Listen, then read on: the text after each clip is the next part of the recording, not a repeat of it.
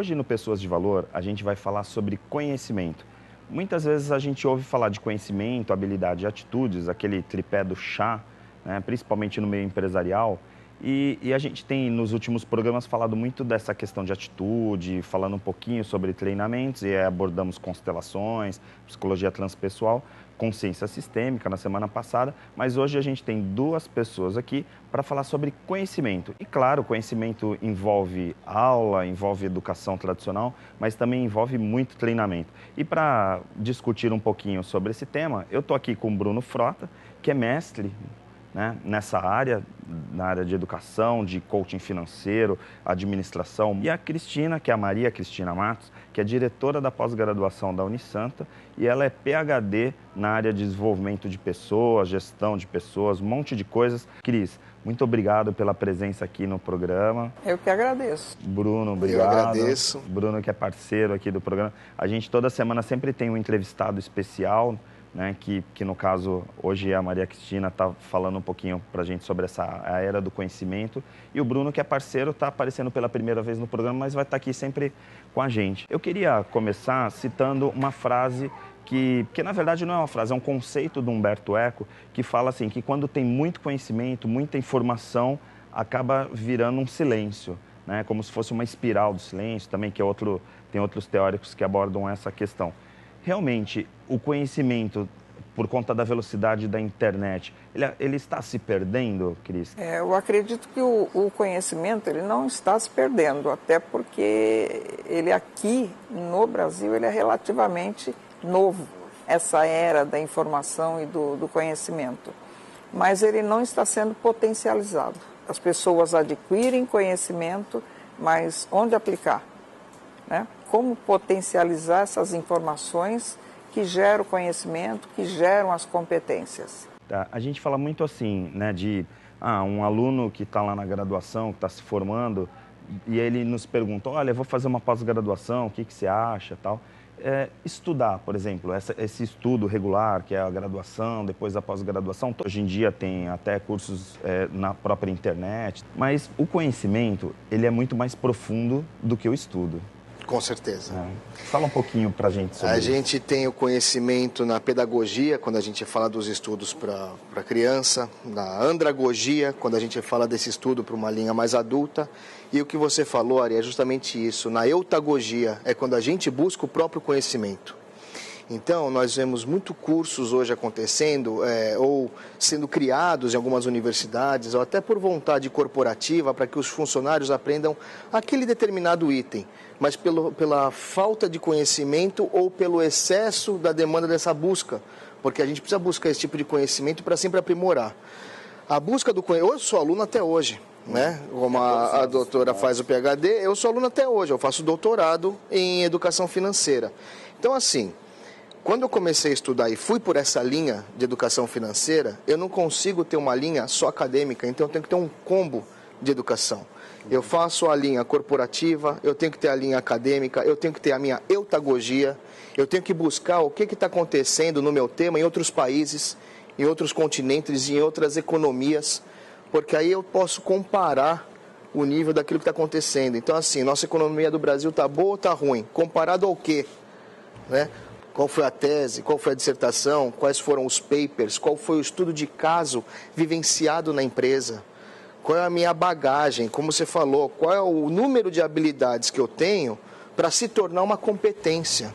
Um gestor de pessoas, Cris, uma pessoa que desenvolve talentos, que administra competências dentro de uma empresa, ele não está buscando só um aluno que tenha uma graduação ou que tenha um curso em si. Quais são essas competências? O que mais os RHs ou os gestores estão buscando nesses profissionais?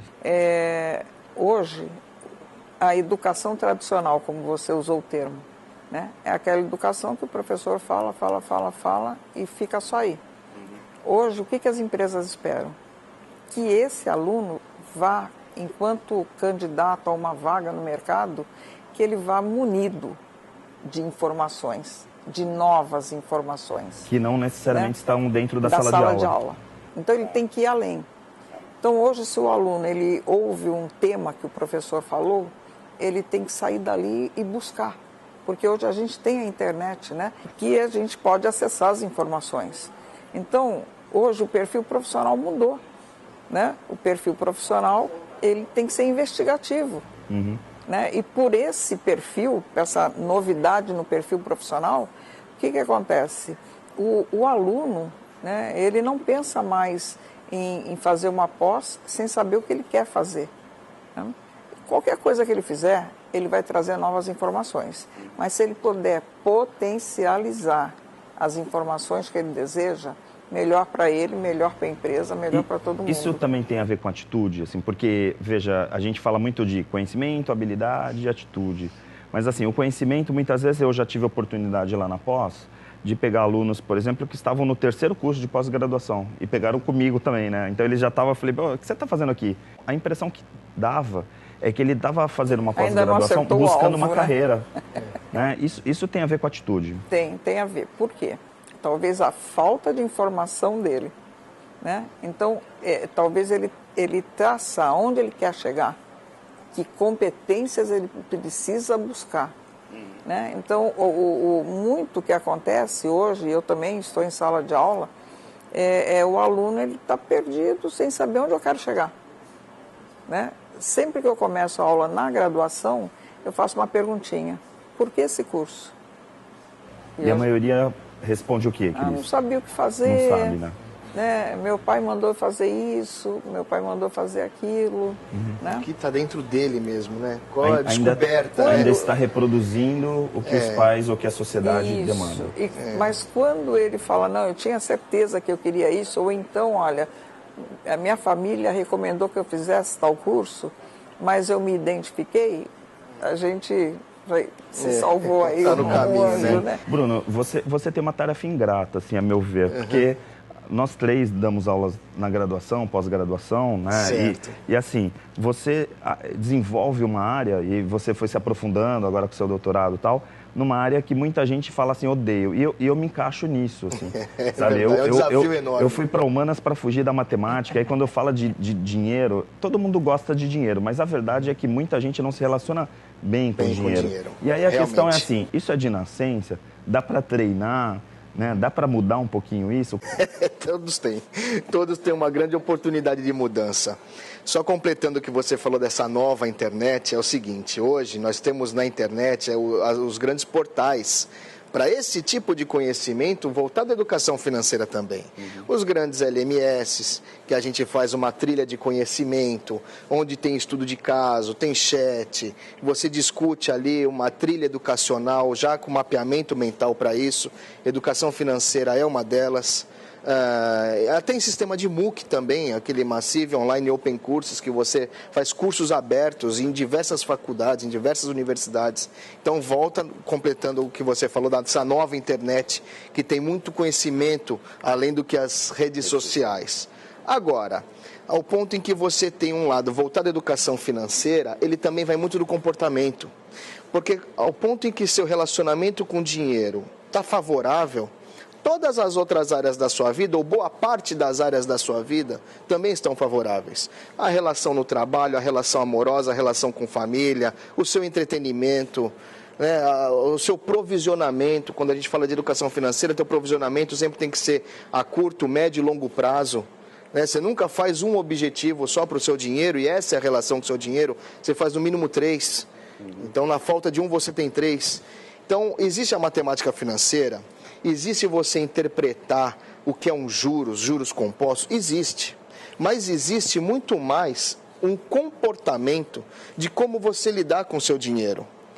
Qual é o meu propósito com o meu dinheiro? Até por uma questão de educação também, né? Eu lembro que o meu pai falava assim, olha, tá vendo o vizinho lá? Tinha muito dinheiro, agora a esposa tá doente, eles perderam tudo. Aí eu vinha com uma ideia de que o dinheiro era tragédia. Sim. E eu acredito que era pra gente ficar numa zona de conforto e falar, olha, a gente não tem muito, mas é feliz. Quando a gente fala de um planejamento a curto, médio e longo prazo, o ideal é que a educação financeira fala o seguinte: nós temos que guardar 30% do nosso rendimento. Então é o seguinte, 50% do nosso rendimento é para pagar as dívidas fixas. Entenda as dívidas fixas e variáveis, certo? As nossas contas do dia a dia. 20% a gente precisa deixar para o lazer mesmo. né? E 30% para esse nível de provisionamento. O problema é que tem gente que 90 vai no lazer, né? 90 vai no lazer, ou 90 vai nas despesas, ou 120 vai nas despesas. Então o que acontece? Isso é um controle comportamental. Não necessariamente você precisa falar da matemática financeira propriamente dita para isso. É um comportamento. Então a gente ressignifica esse comportamento. E isso tem a ver com cultura também, assim, porque me parece que o brasileiro tem um pouco essa coisa, né? Cultura. Porque o europeu parece que economiza mais, o brasileiro economiza menos. Tem porque isso também, essa né? cultura, inclusive, ela acaba sendo levada para o mundo corporativo, né? Na hora de você pensar.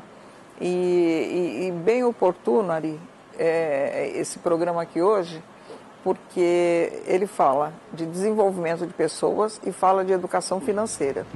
E eu vou falar para você, vou repetir uma palestra de um professor que é clássico da Universidade de São Paulo, há mais de uma década. Foi quando eu fiz o doutorado. Que toda pessoa, todo profissional, independente da área de formação, tem que ter duas competências essenciais: finanças e pessoas. Perfeito. Que não era a cultura do país até 2 décadas atrás. Aí entram as atitudes, entram os valores. Às vezes até ter humildade para poder terceirizar isso, né? Olha, eu não sou bom, e aí então eu tenho um bom diretor financeiro que me administra essa parte. Aí eu tenho um bom gestor de pessoas que administra essa outra parte. Porque nós temos ainda no mundo corporativo a seguinte cultura: quem vai ser o líder? O mais antigo da casa. Quem vai ser o líder? Aquele que conhece tudo da empresa. E não é mais por aí. Não é. Vai mais pela competência. E quando a gente fala de cultura, a gente no Brasil tem aquele jeitinho brasileiro, que vai, que dá certo, encara, e aí a gente esquece de um planejamento, de um provisionamento. Sim. No corporativo, quando a Cris fala... O brasileiro é bom de improviso, né, Bruno? Tem isso também, né? A gente no uma improviso qualidade, chega até um determinado lugar e acha que, assim, sempre no improviso vai dar certo. Até uma certa parte da linha do tempo dá certo. Mas percebe-se que muitos colaboradores de empresa, quando recebe seu 13º, vem aquele grande case que o 13º sumiu antes de cair na conta. Então, é justamente isso. Já comprometeu, né? Já comprometeu no passado, já gastou, ou cobriu uma dívida, ou fez uma antecipação com juros que não precisava ter entrado num juros por uma compra voltada a uma fuga, um comportamento de compra mais agressivo, por pertencer a algum grupo, ou até mesmo ali, por uma ostentação. Né? Então, o brasileiro é o brasileiro que não desiste nunca, mas até um certo ponto. Ainda precisa desse tipo de planejamento. E hoje, culturalmente, a educação financeira entra por uma necessidade. Nós não nos permitimos mais passar por esse nível de situação. O que a gente vivenciou em 2016 e 2017. Certo? Essa crise, e foi uma falta de desemprego. poupança mesmo, né? Se você for ver, assim, as pessoas acabam... Você fala, né, num país que tem o déficit que tem, né, porque gasta mais do que ganha. Quer dizer, a gente já tem um modelo que é lá de cima, Sim. que é um modelo errado de gestão, né? De consumo, e aí você vem uma crise com desemprego de 12,5%, que vai desencadear 13 milhões de brasileiros desempregados, que na falta desse resguardo financeiro, entra num empreendedorismo quando você não tem um planejamento, entra quando você vai abrir uma franquia, quando você precisa ter novamente um valor guardado para se manter minimamente de 8 a 10 meses na franquia, e aí você não tem, então a franquia já não pode ser teu business plan, e assim, é o brasileiro que vai, não desiste nunca, mas a gente precisa ter essa consciência e isso é cultural. Essa cultura enraizada, ela vai além. Porque hoje nós temos aí vários órgãos de apoio que as pessoas ainda resistem em procurar. Né? Então, ainda é alto o nosso número de empresas que abrem, nascem e morrem em questão de 2, 3 anos. Sim. Né? Porque tem o pensamento antigo, né? A cultura antiga de quê? Não, eu tenho um dinheirinho, eu fui demitido, eu consigo agora, vou abrir meu próprio negócio, mas sem entender do negócio, que entra de novo a questão da informação e do conhecimento, né? Sem entender daquele negócio, sem fazer pesquisas mais profundas e sem buscar apoio. Sim. Eu vou chamar um intervalo, a gente volta já.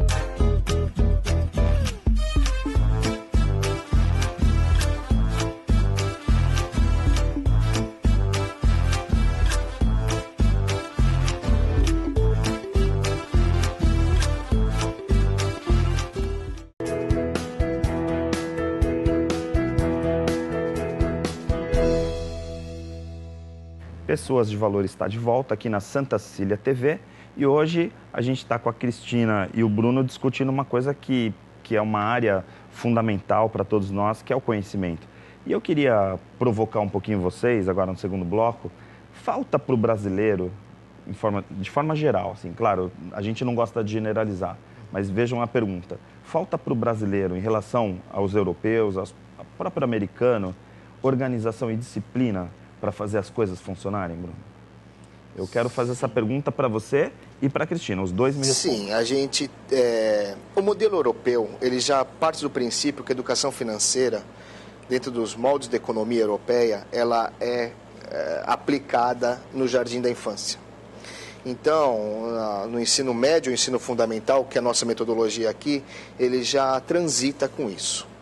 Hoje nós temos um programa que o governo faz um esforço enorme para colocar isso nas escolas, através da IF, Associação Brasileira de Educação Financeira. Então, são programas com livros de professores, livros de alunos, para poder adotar esse tipo de conhecimento na base. Então, assim, onde o brasileiro peca, que é a sua pergunta, é que nós não tivemos educação financeira na família, no governo e nas empresas.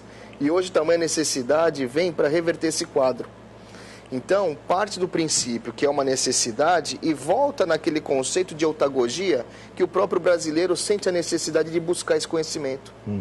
Então, ele vai fazer realmente um curso, um aprimoramento, um coaching financeiro, ele vai voltar a ter uma conversa diferenciada com o gerente da conta dele, porque ele já buscou quais seriam umas taxas e juros que ele pode trocar ou reverter. Inclusive, você treina gerentes de banco, não é? Treino gerentes de banco, é uma das frentes que eu sou consultor da Febraban.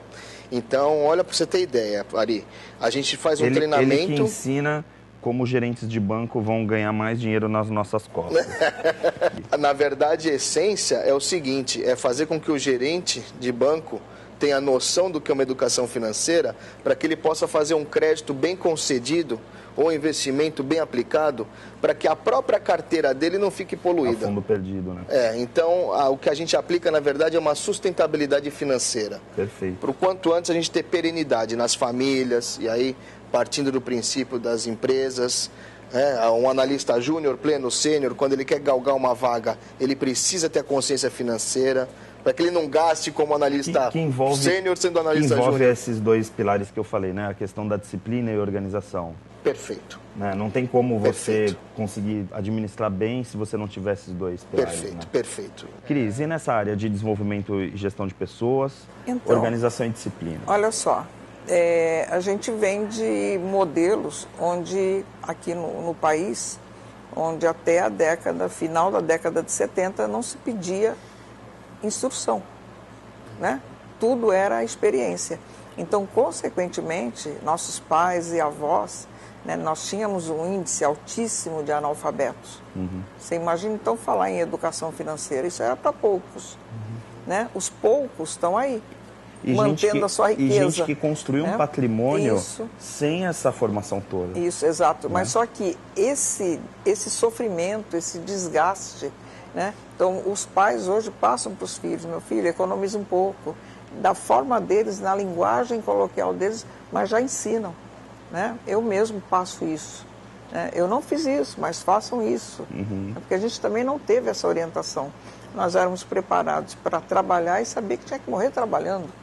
Né? Se você não vem de uma família consistente financeiramente. Né? E a maioria não era consistente financeiramente. E agregado aí a essa facilidade de buscar informação, de novos conhecimentos, então isso favorece realmente que hoje a gente tenha jovens que já pensam lá no pé de meia, que já essa possibilidade de começar poupando 30%, né? Se chegar na nossa idade aqui, então já tem que, pelo menos 10% tem que que a gente já também não tem essa longevidade, né? Então, eu atribuo, assim, ao modelo que nós tínhamos, né? E que tinham outras coisas, quando que políticas públicas envolvendo educação e envolver a educação financeira. Nem pensar, né? Então, isso era no bojo da família. Né? não nos bancos escolares. Hoje a gente fala isso dia a dia com os alunos. A gente cresce, na verdade, aprendendo a pagar contas, né? A verdade é essa, tem gerações e gerações que assim, olha, vai arrumar um emprego, vai estudar para arrumar um emprego, para poder ter a sua casa e ter as suas contas. Mas para né? você ver como foi essa mudança, que até as empresas bem estruturadas em termos de recursos humanos, né, que vai muito além de contratar, recrutar, selecionar, já colocam também à disposição a assistência financeira para os pré-aposentáveis. Já como que você vai gastar seu dinheiro, que faz parte também dessa educação financeira. De repente você pega até mesmo as demissões voluntárias, os funcionários são preparados. O que eu vou fazer com o fundo de garantia que eu vou... né? Aquela coisa de recolocação. Né? Exatamente. Cris, eu não posso perder a oportunidade de você estar aqui e eu sei que a Unisanta está começando um curso que é de desenvolvedores de gestão de pessoas. Isso. Fala rapidamente para a gente, aqui a gente está indo para o final, Olha, porque eu sei que o Bruno também tem uma novidade. É um curso novo, né? É uma pós-graduação, de sábado e domingo, cada final de semana é quinzenal, termina-se um módulo, né? Mas esse curso, o diferencial dele é que ele prepara pessoas, né, que queiram assumir posição de comando para saber tirar o melhor da sua equipe. Perfeito. Né? Então ele vai ter um conjunto de disciplinas como coaching, né? Então é o novo gestor como coaching, como comunicador, como motivador, como selecionador. Os vários papéis desse Então nós líder. vamos desenvolver essas pessoas para essa posição. E ele como líder. E as inscrições estão abertas lá no site da unisanta.br. Está previsto para começar em maio. Perfeito. E você, Bruno? Parabéns pelo programa de hoje. Obrigado. Falando sobre pessoas e finanças. É um recorte, acima de Muito tudo, oportuno. inteligente. Obrigado. Parabéns pela essa soma que você fez hoje aqui no programa. O curso acontece em maio, são 4 sábados de maio.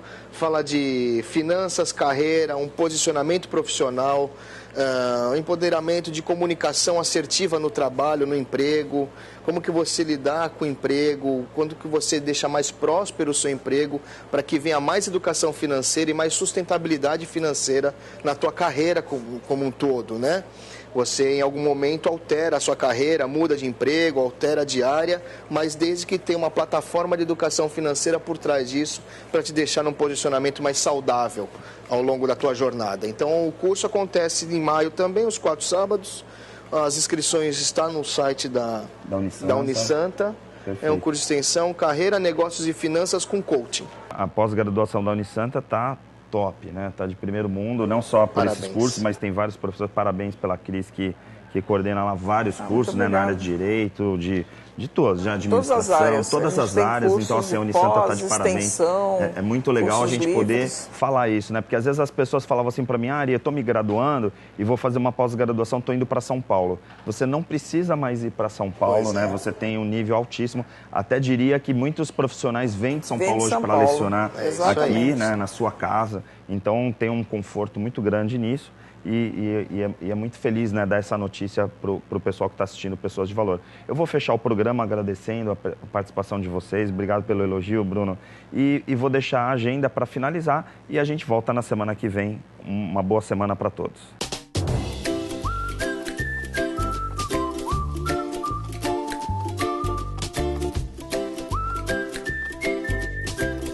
Agenda da semana.